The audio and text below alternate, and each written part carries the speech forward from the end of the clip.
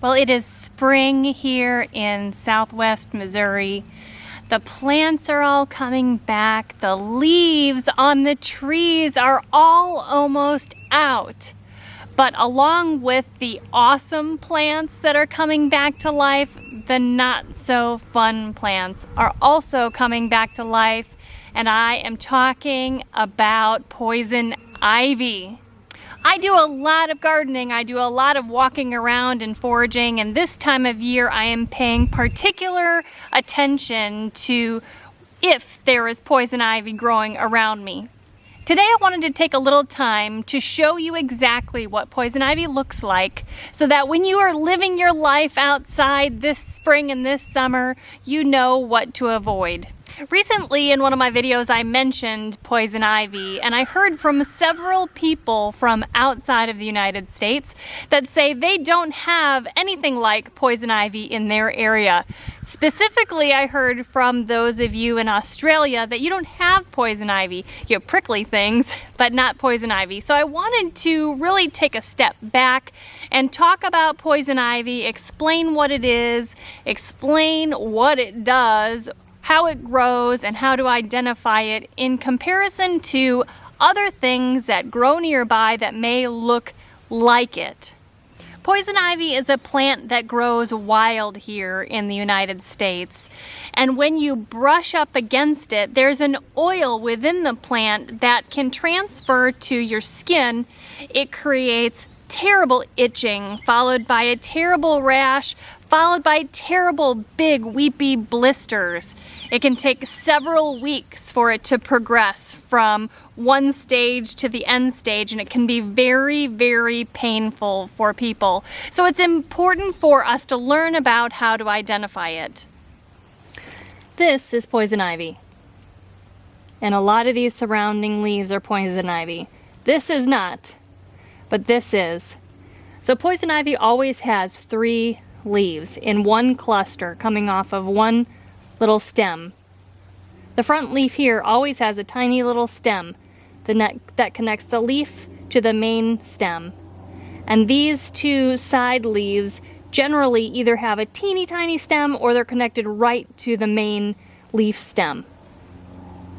A lot of times these side leaves have little thumbs on the side, like back here. See, there's a little thumb over here and a thumb over here, but not always.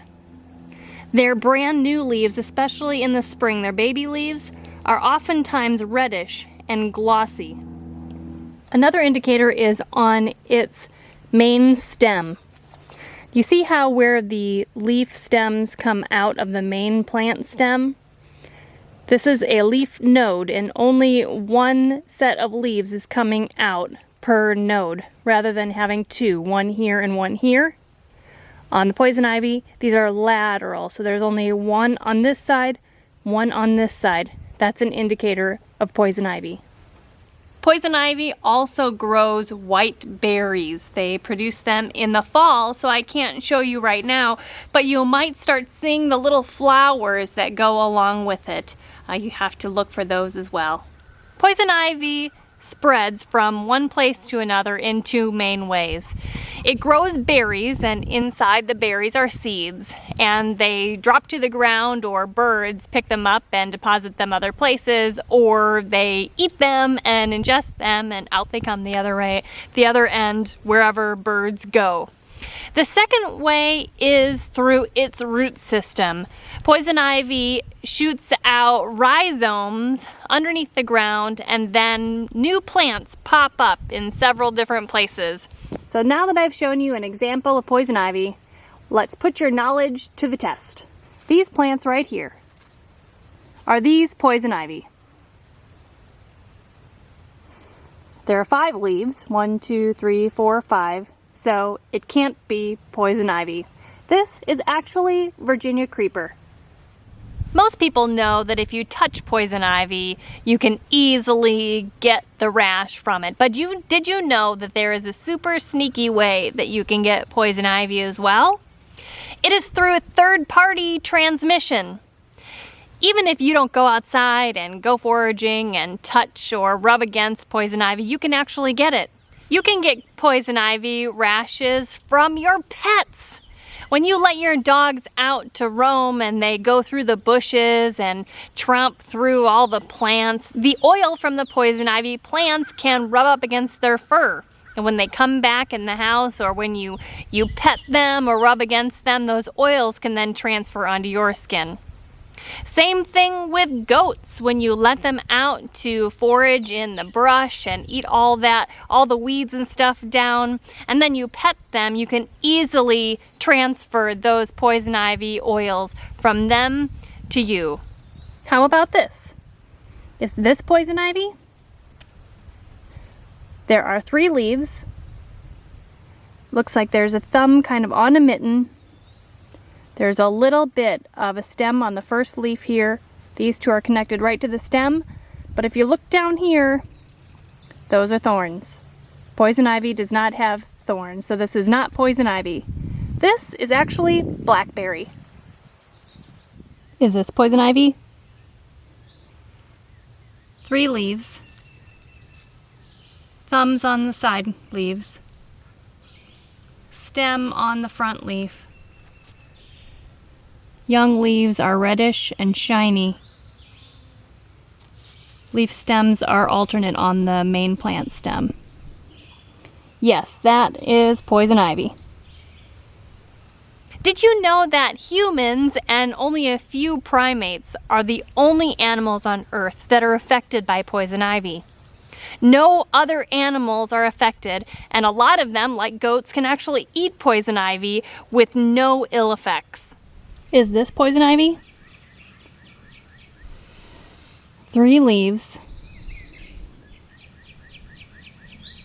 There's not much of a stem here. If you look at the main plant stem, there are 2 leaf stems coming out of the leaf node. This is not poison ivy.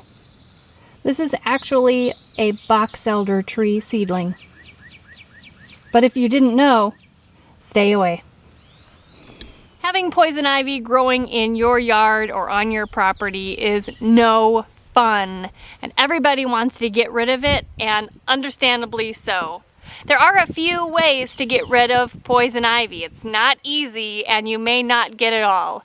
On a place like ours, we get rid of poison ivy in the areas where we travel frequently, but in the areas where we're not spending any time, we just don't have enough time to take care of all of it. One way to get rid of poison ivy is to be diligent about cutting it back, pulling it out of the ground, or just mowing it over and over repeatedly. Essentially, after a while, the plants will just give up and die, and they won't continue to come back.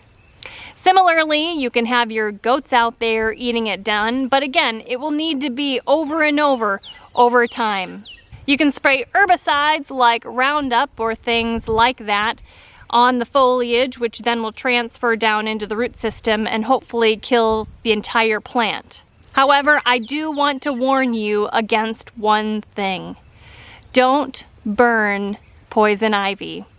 The smoke, if it's inhaled, can cause a very severe reaction, allergic reaction in the lungs, and you could wind up in the hospital. So cut it, mow it, spray it, but don't burn it. Is this poison ivy? 3 leaves, front one much bigger. Kind of looks like there's a stem before this leaf. These leaves attached to the stem. The leaf stems are only 1 at each leaf node. The young leaves are shiny and reddish, but these berries are green and hairy. Poison ivy berries are white and not hairy. This is not poison ivy. This is actually fragrant sumac. So how did it go for you? Did you identify the poison ivy correctly, or did you fall for the tricks of the lookalikes? You guys, I hope you enjoyed this video today. I hope you learned something, and maybe now when you go out to forage or go out just to spend some time outside, you will be able to identify what is poison ivy and what is not. But always falling back on, if you don't know, then just stay away. If you enjoyed this video and if you are enjoying our channel, please consider subscribing. Also, share this video and our channel with other people who you think might like it. And until next time, thank you so much for stopping by the homestead. Take care and God bless.